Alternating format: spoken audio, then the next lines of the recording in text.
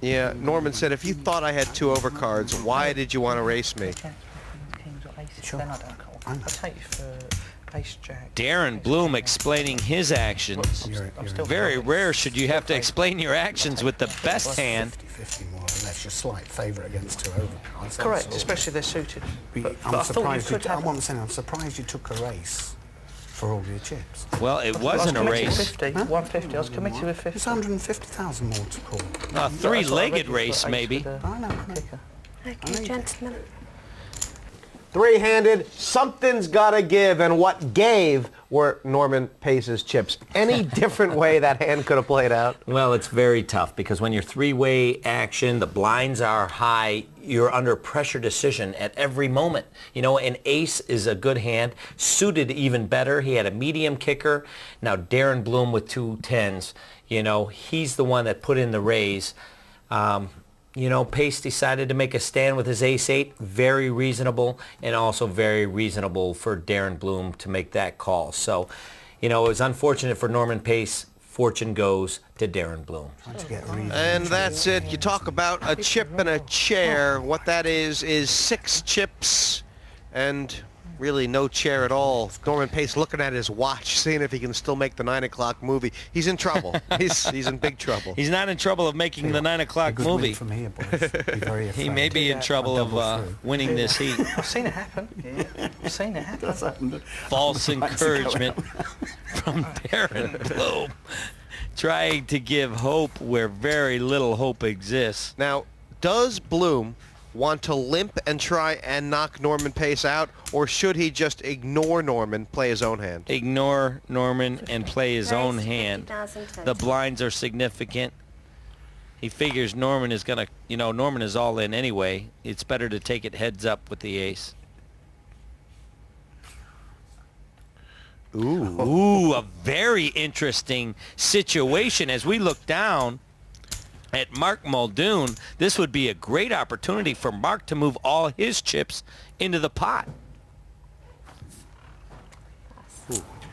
Instead, I haven't seen them actually. It would have. Muldoon may have been convinced by the fact that either way he's going to get to see Darren's hand, but what he's going to find out now is how strong position he was in. Right. So it's going to be disappointing for Muldoon because you know, he's seen an opportunity here go awry.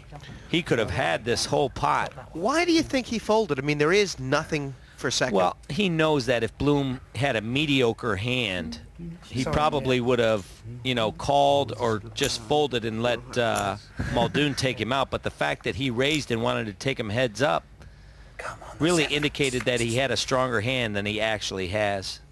Well, the situation right now, Pace all in, and really the 7, the key card for Norman right here. Well, pretty much the only card that is going to save Pace at this point. No longer it is a shutout.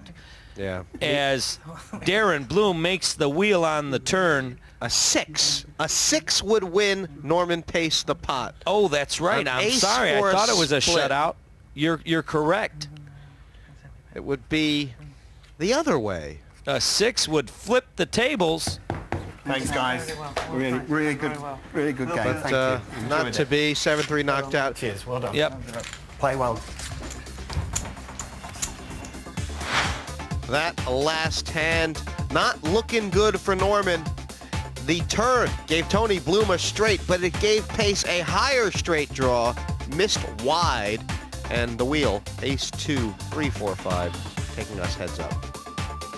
He certainly proved he deserved his place around this table and he gave it everything. But Norman Pace becomes the 3rd man out in our first heat. Darren had been at me and at my blind all the time, and I was waiting for a decent hand to re-raise him over the top when he wasn't pot committed, and that's why I did what I did with the ace-8, forcing him to fold. Now, pair of 10's a good hand, but you could even fold a pair of 10's to a move like that. Maybe not 3-handed, maybe not on a table where there's only one prize. So he made a great call and I didn't hit. Mind you, I had a lot of outs on before the river, didn't I? He was a bit scared. Open-ended straight draw, any ace and a flush draw. I was, I think, slight favourite at that time. It's come down to just 2. We're heads up and each of these guys will be feeling the pressure with entry into the $500,000 prize pool for just the winner. Don't go anywhere. The final two are dealt in after the break.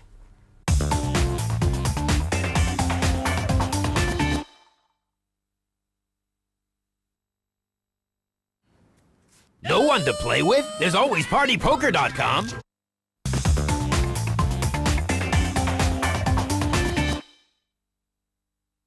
We're down to the final two in this heat of the PartyPoker.com World Open. One of these guys takes a step towards a $200,000 first prize and the other walks away with nothing. Let's see how Jesse and Kenner see this one going. Well, head up now, and it seemed like it was always going to come down to this, Kevin. Well, we sensed it. We sensed it was going to be Muldoon against Bloom, in this horse race. But Bloom has come out of nowhere down the backstretch and into the home stretch. It's going to be very interesting because Muldoon's a very calculating player. He's a little bit more situational than Darren Bloom, who plays a little bit closer to the vest and plays his cards, and he plays them very well. How big is the 2-to-1 chip lead that Bloom has? Is it insurmountable? No, not insurmountable by any means, but it is a big advantage to have because now Darren Bloom needs to double up one extra time, which is very tough to do when you have two opponents. It's heads up. The two big boys at the table. One seat open at the semis. 1-on-1. These two have been gunning for each other since the holsters were drawn. And now nobody stands in their way. It's mano on mano. And Tony Bloom, he got enough for the call, then he went back anyways. for more, then thought about it. That shows weakness. Let's see if Mark Muldoon picks up on it. I think he may have because his hand